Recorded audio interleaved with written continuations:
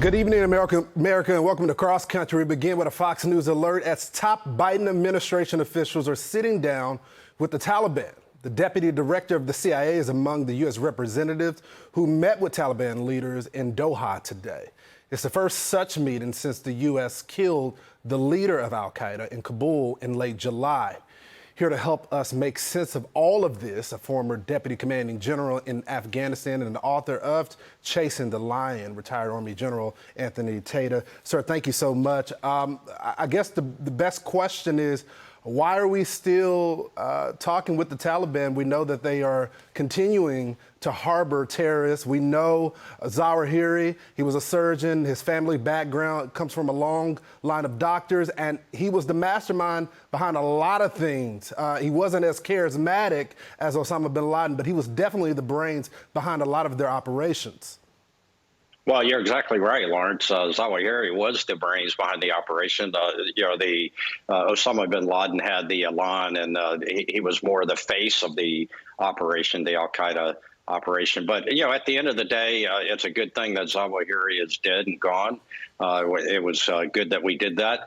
The United States continuing to negotiate with the Taliban makes little sense, in my view. The Doha agreement that was signed a couple of years ago during the Trump administration that began the phase out of foreign troops from Afghanistan was a good agreement, and it was poorly executed by this last year, about a year ago, by the Biden administration. But what we have now is no real agreement in place because they're not abiding by that agreement. As you said, they're harboring terrorists.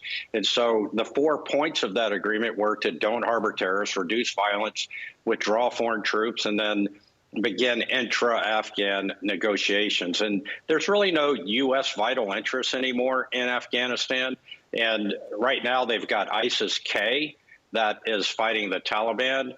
And, I'd say let that play out a little bit. It's bad for the Afghan people that are there, but right now it's not worth our time and effort to engage in Afghanistan, from my point of view. General, what should we be doing right now that we know that they're still trying to harm Americans? So what should the response be from the Biden administration?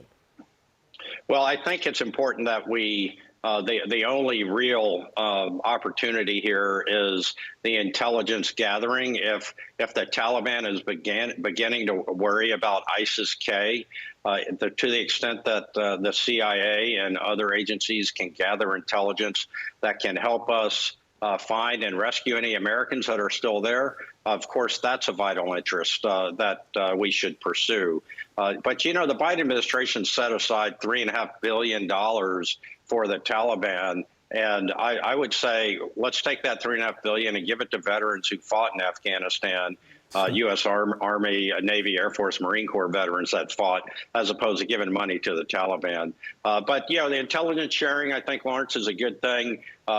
Getting that information, and you see that part of that delegation was from the CIA. So, as long as that's what they're doing, a low-level kind of conversation about gathering intelligence and getting U.S. citizens out of there, I think that is our only interest there. General, thank you so much for rolling with us with the breaking news and your service to the country. Thank you, sir.